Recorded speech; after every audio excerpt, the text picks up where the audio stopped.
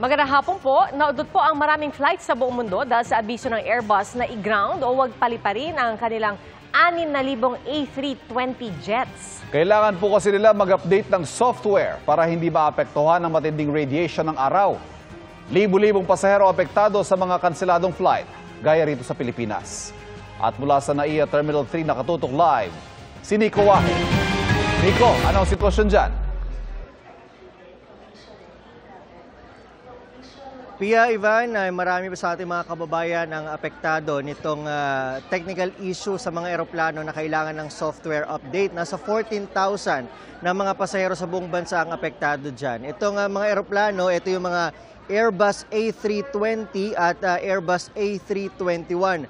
Nasa 78 na domestic flights ang nakansela ng dahil dito. Ang OFW galing Singapore na si Jayan hindi makalipad pa Tuguegarao para umuwi sa Santa Ana, Cagayan. Nag-rebook siya ng 12:55 na flight pero noong nasa eroplano, pinababa raw ulit sila. Naiiyak na lang po ako kasi ngayong sa ganitong oras po sana nandun ako, kasama ko na yung mag-ama ko eh. Pero andito ako nai-stress. Cancel din ang 10 a.m. flight pa Jensen ni Sudzi na uuwi sa Sarangani. First option is December 1 kami ang flight supposedly namin. So after mga 30 minutes, may na-open na flight. So gigrab namin yung from Manila to Davao. Kinuha na niya ang flight pa Davao mamayang alas 11 ng gabi at tsatsagain na lang daw ang 7 oras na land travel pa Jensen para makarating ng Sarangani. Kabilang sila sa 14,000 pasahero sa buong bansa na apektado ng global technical issue ng European plane maker na Airbus sa kanilang A320 jets. Sa Pilipinas, 78 domestic flights ang nakansela. Right now, from the top of our head, this is new. It hasn't happened before. But of course, the manufacturers always give airlines action orders, and of course, the authorities give airworthiness directives. Again, our apologies to our passengers who were affected because of this flight cancellation, and for those whose flights were delayed because of this system or software update. Hindi bababa sa 70 eroplano mula sa Philippine Airlines, Cebu Pacific at AirAsia Philippines ang apektado ng software update. 2 oras daw ang tagal ng software update kada eroplano. Nag-alok na ng free rebooking at refund ang mga airline. Nag-deploy rin sila ng mas malalaking aircraft para sa mga naapektuhang pasahero. Ang A320 jet ng European plane maker na Airbus ang isa sa mga pinakaginagamit na eroplano sa daigdig. Sa anunsyo ng kumpanya, kailangang i-ground ang 6,000 A320 jet sa buong mundo. Katumbas yan ng mahigit kalahati ng global airline fleet ayon sa industry sources. Pati mga A318, A319 at A321 models ng Airbus hindi pinalipad. Ayon sa Airbus, kailangang i-update ang kanilang software para hindi makurap ang flight data dahil sa epekto ng solar radiation. Isa raw sa nakitang papalyayang elevator and aileron computer na kumokontrol sa paglipad ng eroplano. Ayon sa Airbus, ganyan na nangyari sa A320 ng isang flight mula Mexico patungong New Jersey noong Oktubre. Na nagkaaberya at biglang bumaba ang altitude o taas ng lipad kaya nag-emergency landing sa Tampa, Florida. Nasa 15 hanggang 20 sakay ng flight ang na-ospital. Pinakamalaking operator ng A320 jet sa mundo ang American Airlines na nagsabing mahigit 300 eroplano nila ang kailangang ayusin. Nataon pa man ding Thanksgiving holiday sa Amerika kaya maraming pasahero ang apektado. Kung ang ibang airline tatagal daw ng ilang araw ang upgrade, ang software update naman sa fleet ng isang Colombian airline posibleng umabot ng hindi bababa sa 10 araw. Aabot sa 70% ng kanilang fleet ang apektado. Ivan, sa tansya ng DOTR at ng mga airline, matatapos ang software update sa mga apektadong eroplano bukas ng tanghali. Yan muna latest mula rito sa NAIA Terminal 3. Balik sa iyo, Ivan. Maraming salamat, Nico Wahe. Sabay po sa paggunita bukas ng kaarawan ni Gat Andres Bonifacio, ang bagong bugso ng trillion peso march na kilos protesta kontra korupsyon. Ang paghanda ng otoridad at sa mga kalsadang isasara, alamin sa live na pagtutok ni Darlene Tan. Darlene? Pia, bumubuhos ngayon yung ulan dito. Mabigat na rin yung daloy ng trapiko sa northbound ng EDSA pati na sa White Plains Avenue. Pero nananatiling mahigpit yung pagbabantay ng mga pulis. Kahapon pa naka-full alert status yung mga otoridad para sa mga gagawing kilos protesta bukas. Kumpara sa mga rally noong September 21 at November 16 hanggang 17, asahan daw ang mas mahigpit na pagbabantay sa mas maraming lugar bukas. Sa Metro Manila, 17,100 personnel ang idineploy ng NCRPO. Ngayon po, meron na tayong negotiators, may monitoring team, may arresting team. Mas dinagdagan natin yung ating mga medics.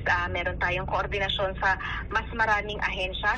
May ilang tent at portalet nang nakapwesto sa EDSA People Power Monument. May mga pulis na ring nagbabantay dito. Normal naman ang sitwasyon at business as usual pa sa Luneta at Quirino Grandstand. Pero sa Mendiola kung saan nagkagulo noong September 21, may mga concrete barrier, barbed wire at mga container van nang nakapwesto sa Peace Arc. Ilang pulis din ang nagkakabit at nagche-check ng CCTV cameras. Sa Mendiola po ay hindi po yan pinapayagan na magkaroon ng mga pagtitipon. Ang maaari lamang po na magkaroon ng mga rally or yung mga pagtitipon is yung mga freedom parks natin gaya po ng Liwasang Bonifacio. Kaninang umaga, may mga nag-rally sa Liwasang Bonifacio. Nananawagan silang itigil ang karahasan sa Palestine ngayong International Day of Solidarity with the Palestine People. Wala pang namomonitor na banta sa seguridad ng PNP, pero nakahanda pa rin daw sila sa posibilidad na magkagulo. Pati social media ay minomonitor nila. Ayon sa DILG, maximum tolerance pa rin ang paiiralin. Para mapaigting ang seguridad, simula ngayong araw hanggang December 1 ay suspendido ang permit to carry firearms outside of residence sa Metro Manila. Tanging mga law enforcement personnel na nasa official duty at nakauniforme ang tahihintulutan. Hinihikayat ng DILG ang lahat ng lalahok na gamitin ang kanilang karapatan ng may pananagutan. Sundin ang mga paalala ng mga otoridad at makiisa sa pagpapanatili ng maayos at ligtas na pagtitipon. Ayon naman sa organizers ng Trillion Peso March, hindi sila nananawagan ng destabilisasyon sa gobyerno at nakikipagtulungan sila sa mga otoridad. Dapat stay in the barracks po yung ating military. So kung merong panawagan dun sa ating sandatahang lakas, ay yun po ay pinagbabawalan po ng mga organizers. So hanggat wala pa po tayong nakikitang significant cases filed against high officials, I think tuloy-tuloy pa rin po itong kilos protesta. Simula hating gabi mamaya, sarado na ang ilang kalsada sa Maynila sa palibot ng Luneta, Quirino Grandstand, Mendiola, Liwasang Bonifacio at Ayala Bridge. Naglaan ng alternatibong ruta ang LGU para sa mga motorista. Sa traffic advisory ng Quezon City LGU, asahan din ang pagbigat ng trapiko bukas sa EDSA, Katipunan Avenue, Ortigas Avenue, White Plains Avenue at Temple Drive. Sa White Plains Avenue, pagpapatupad ng zipper lane mula alas 9 ngayong gabi hanggang alas 6 ng umaga bukas kung kailan sisimula na itong isara sa trapiko. Pia, para sa mga lalahok sa kilos protesta bukas ay maiging paghandaan yung mga nasaradong kalsada, yung traffic rerouting schemes, pati na nga ito yung pagbuhos ng ulan. Alas 6 ng umaga magsisimulang magtipon ng mga rallyista at 8:30 AM ang simula ng programa dito sa People Power Monument. Yan ang latest. Balik sa'yo, Pia. Maraming salamat, Darlene Kai. Pagpapanagot sa mga tiwali, ang sigaw rin ng iba't ibang grupong lumahok sa prayer rally sa Cagayan de Oro City. Pinangunahan ni Cagayan de Oro Archbishop Jose Cabantan ang pagtitipon. Dumalo rin maging ng ilang kabataang Muslim. Ayon sa obispo, hindi lang political crisis kundi maituturing ding moral at spiritual crisis ang nangyayari sa gobyerno. Hindi umano sila nananawagan ng pagbaba sa pwesto ng mga matataas na opisyal, pero binigyan din nila ang paggalang sa saligang batas at pagtutol sa political dynasty. Kalaboso sa Atimonan, Quezon, ang lalaking iligal na nagbebenta ng baril. Ang kanya umunong mga parokyano, mga hitman at mga criminal group na sangkot sa pang-hold up. Nakatutok si John Consulta. Please! Paspasang tinakbo ng mga operatiba ng Provincial Intelligence Unit ng Quezon Provincial Police ang target nilang sasakyan sa Atimonan, Quezon. Arestado ang lalaking huli sa akto habang nagbebenta ng 2 baril sa isang police undercover. Ayon sa PNP Regional Intelligence Division 4A, ang kadalasang mga parokyano ng gunrunner ay mga hitman at mga criminal group na sangkot sa pang-hold up, lalo na ngayong magpapasko. Tuntun natin na isa lang yung pinanggagalingan ng mga firearms na kanilang ginagamit. So nagkaroon ng buy-bust operation yung mga pulis natin at ito nga nahuli natin yung source kung saan nanggagaling yung mga firearms. Na-recover ang isang kalibre 45 baril na ibinebenta sa halagang 28,000 pesos at isang kalibre 38 na ibinebenta sa halagang 17,000 pesos. Wala pang pahayag ang suspect na nakakulong ngayon sa Quezon Provincial Police Office. Yung firearms na ito is nasa RFU natin, no, para kanilang i-ballistic dahil para malaman natin kung itong mga firearms na ito ay nagamit o ginamit sa mga previous shooting incident. Para sa GMA Integrated News, John Consulta, nakatutok 24 oras. 13 Pinoy ang hindi pa rin tukoy ang kinaroroonan kasunod ng sunog sa Wang Fu Court Residential Complex sa Hong Kong. Ayon po sa ating konsulado roon, hindi pa sila itinuturing na missing pero hindi rin alam kung nasan sila. Isa naman ang napaulat na nawawala at hindi makontak, habang isa ang kumpirmadong sugatan. Umiral na ang 3 araw na pagluluksa sa Hong Kong dahil sa trahedya. Isa sa mga OFW nakaligtas si Karen Dadap. Anya, wala siyang narinig na fire alarm at nalaman na lang niya na may sunog nang tawagan siya ng kanyang employer. Doon na siya dali-daling bumaba kasama ang 5 taong gulang na alaga mula sa ika-9 na palapag. Sarado ko lahat, tahimik ang alaga ko, nanonood ng TV, ako nagtatrabaho sa kusina. Pagbukas ko ng pinto, may usok na. Ang ano lang po kasi yung pinto namin, katabi lang po nun yung fire exit door. So medyo kabisado ko din. Nagsitakbuhan ang mga nakawalang baboy na yan mula sa nagliyab na jeepney sa Magdiwang, Romblon. Ayon sa pulisya, namimili ng baboy ang negosyanteng may-ari ng jeep nang umusok ang baterya nito hanggang sa nagliyab ang jeep. Dahan-dahan umunong kumalat ang apoy at umabot sa likuran kung nasaan ang mga baboy. Agad nakaresponde ang otoridad at naapulang apoy. Binuksan ang likod para makawala ang mga baboy. Pero isang baboy ang naiwan sa loob at namatay. 2 naman ang nasugatan. Wala namang napuruhang tao. Malubhang lagay ng isang babae matapos sumalpok sa gate ng ospital sa Maynila ang sinasakyan niyang SUV. Ang nahulikam na aksidente tinutukan ni Jomera Presto. Kuha yan sa Lacson-Dapitan intersection sa Sampaloc, Maynila pasado 2:30 ng madaling araw kanina.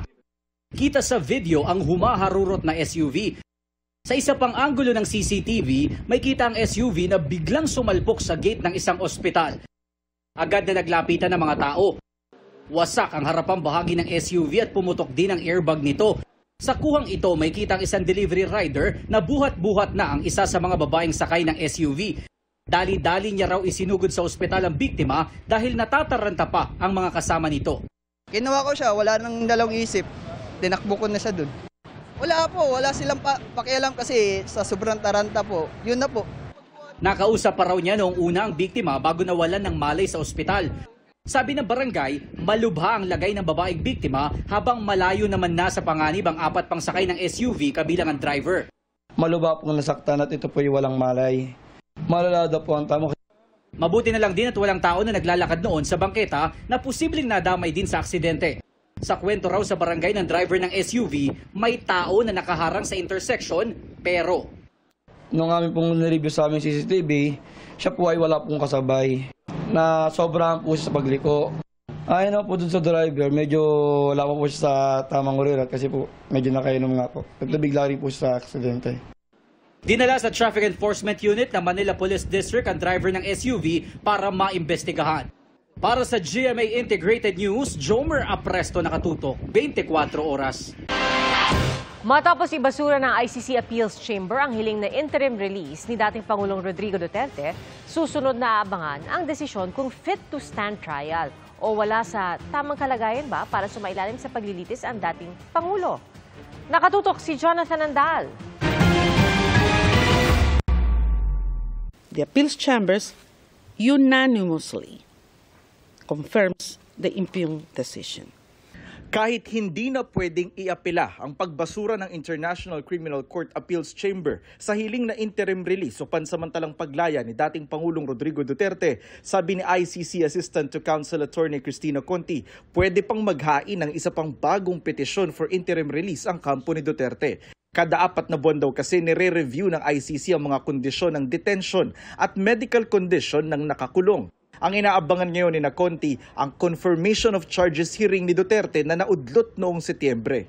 2026 ang simula ng bakbakan patungkol din sa kaso ni Duterte. Hinihintay raw kasi ngayon ang desisyon ng Pre-Trial Chamber 1 kung fit to stand trial o hindi si Duterte. Ang desisyon dyan, posible raw lumabas sa Enero. Kunyari fit to stand trial, isiset na nila yung confirmation of charges hearing. At sa earliest, sa nakikita po namin, February, posibleng mag-resume or ma-reschedule yung confirmation of charges hearing. Sa Biyernes, December 5, ang deadline para magsumite ng report ang mga kinuhang medical expert ng ICC na sumuri sa kondisyon ni Duterte. May hanggang December 12 naman para magkomento ang defense, prosekusyon at grupo ng mga biktima. Samantala, pinagpapaliwanag ng Supreme Court sa loob ng 30 araw ang ilang matataas na opisyal ng Marcos administration at mga anak ni Duterte tungkol sa petisyon for writ of habeas corpus na kumukestyon sa basihan ng pag-aresto sa dating Pangulo. Pinasasagot ng Korte Suprema ang magkabilang partido kung wala na bang saysay o moot na ang usaping ito. Kung dapat bang makialam ang Korte dahil sa nagpapatuloy na pagdinig ng ICC. At kung nararapat bang maglabas ng writ of habeas corpus para kay Atty. Conti. Walang bearing ang kung ano bang sabihin ng Supreme Court, unfortunately, because the custody of the person has already been transmitted to the ICC. Kasi ang habeas corpus produce the body. It's directed to, supposedly, Philippine officials. Ang bilis ng excuse, wala na po sa amin Kaya tapos ang kaso. And second, technical lang to. It's just procedural. Para sa GMA Integrated News, Jonathan Andal, nakatutok 24 oras. Love and kindness are free.